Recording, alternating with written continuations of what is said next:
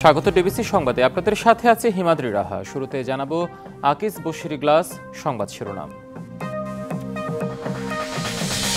জাতীয় শহীদ সেনা দিবসে নিহতদের স্মরণ, দেশের নিরাপত্তা ব্যবস্থা ধ্বংস করতেই শেখ হাসিনার নেতৃত্বে পিলখানার হত্যাযজ্ঞ, বলছে বিএনপি। নিজেদের মধ্যে ভেদাভেদ ভুলে কাজ করার আহ্বান সেনা প্রধানের, পিলখানা হত্যাকাণ্ডকে ভিন্ন খাতে প্রবাহিত করার অভিযোগ।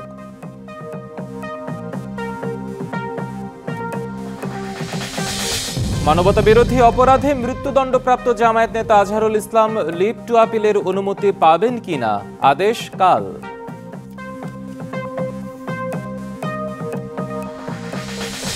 এবং সাজিকে আগুন, 100 কোটি টাকার ক্ষতি দাবি ব্যবসায়ীদের। ইকো ভ্যালিতে পর্যটক যাওয়া আসায় প্রশাসনের নিষেধাজ্ঞা।